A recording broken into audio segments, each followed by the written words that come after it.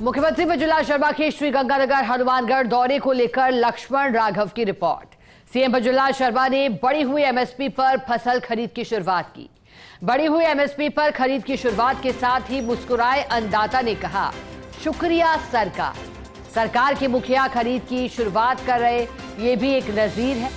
भाजपा के एक विधायक ने कहा, या तो भैरव सिंह जी आए थे या अब भजनलाल आए हैं।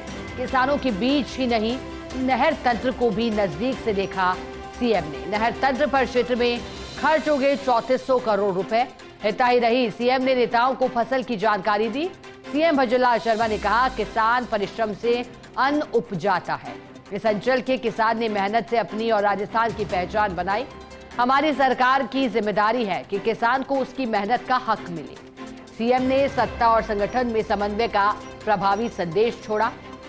मंत्री हीरालाल नागर, सुरेश रावत, सुमित गोदारा एक तरफ तो दूसरी तरफ प्रदेश महामंत्री श्रवण बगड़ी, प्रदेश मंत्री विजेंद्र पूनिया भी तस्वीर में दिखे।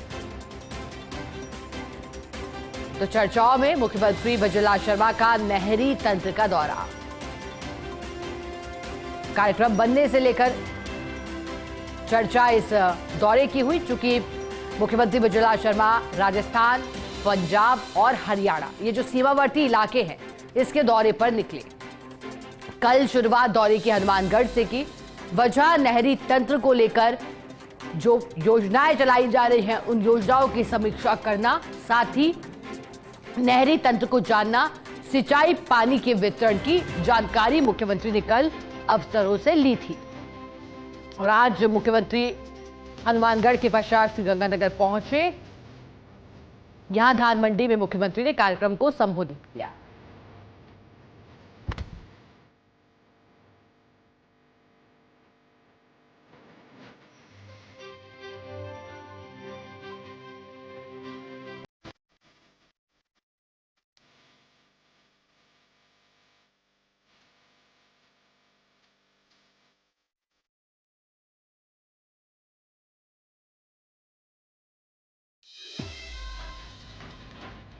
और देखिए, मुख्यमंत्री भजनलाल शर्मा ने कहा कि राजस्थान ने अपनी पहचान किसानों के दम पर बनाई है, अन्नदाताओं की भूमिका रही है।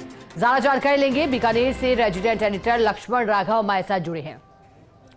लक्ष्मण, कल मुख्यमंत्री ने जहां 6 घंटे तक नहरी तंत्र को देखा, तो वहीं आज किसानों के हितों से जुड़ी बात कही।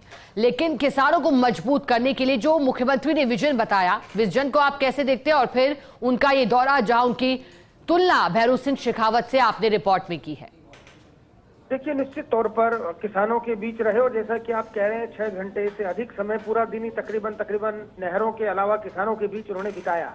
और देखिए, ये बात हम नहीं कह रहे, वहां पर लोगों ने कही। वहां पर एक विधायक थे, उन्होंने बाकायदा ये बोला कि या तो हमने भैरव सिंह जी को देखा था कि वो इस तरह से नहरों को देखते थे, किसानों के बीच जाते थे, या उसके बाद अब भजनलाल जी ऐसा कर रहे हैं। तो दरअसल लोग ये बात कह रहे हैं। हालांकि देखिए, इसमें मैं बात जरूर जोड़ूंगा कि अभी जो है ये पूरी एक एक्सरसाइज है, लेकिन क्या इस एक्सरसाइज का फल मिलेगा, यानी मूर्त रूप लेगी जो कोशिशें मुख्यमंत्री कर रहे हैं, क्या वो धरातल पर आ पाएगी? ये भी एक सवाल रहेगा निश्चित तौर पर। लेकिन एक चीज और उन्होंने छोड़ी, जो संदेश छोड़ा, सत्ता और संगठन का समन्वय, यानी ये भी एक बात थी। वहां पर जब उन्होंने किसानों की एमएसपी पर खरीद का जो तस्वीरें खिंचाई, स्वागत किया, उस वक्त एक तरफ 3 मंत्री थे सरकार के, वहां हीरालाल रावत थे, हीरालाल थे, नागर थे, दूसरा सुमित गोदारा थे, सुरेश रावत थे, और दूसरी तरफ जो है प्रदेश महामंत्री श्रवण बगड़ी, विजेंद्र पूनिया, मुकेश आदि जैसे लोग भी दिखाई दिए। तो कहीं ना कहीं ये भी एक संदेश है। और मुझे लगता है जिस तरह से इस 2 दिन के व्यस्तम कार्यक्रम में मुख्यमंत्री ने कार्यकर्ताओं से संवाद किया, उन्होंने कहा है कि यहाँ के किसान ने अपने परिश्रम से न केवल पहचान बनाई, आज श्रीगंगानगर को धान का कटोरा कहते हैं, इतना अनाज उपजता है, हनुमानगढ़, गंगानगर, ये सब इलाका, तो वो तमाम बातें कही। साथ ही उन्होंने ये कहा कि हमें सरकार की जिम्मेदारी है कि हम किसानों की समस्याओं का निदान करें।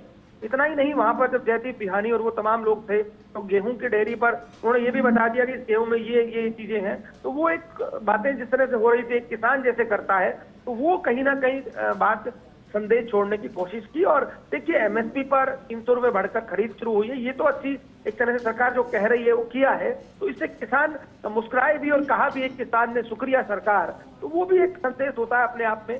कि किसान इस तरह से इन चीजों को ले रहे हैं। हालांकि देखिए, एक दिन में ये समस्याएं दूर होने वाली नहीं है, लंबा वक्त लगता है, डीपीआर बनती है, उसके बाद काम होते हैं, बजट देना एक बात है, धरातल पे उतारना दूसरी बात है, तमाम चीजें। लेकिन देखिए, जब प्रदेश का मुखिया बीच पे जाए और एक आस जगाए तो निश्चित तौर पर एक माहौल बनता है कहीं ना कहीं, और उस माहौल पर ब्यूरोक्रेसी भी चलती है, काम करने की कोशिश करती है, क्योंकि लगता है कि जब मुख्यमंत्री ये चाहते हैं तो ये चीजें हों।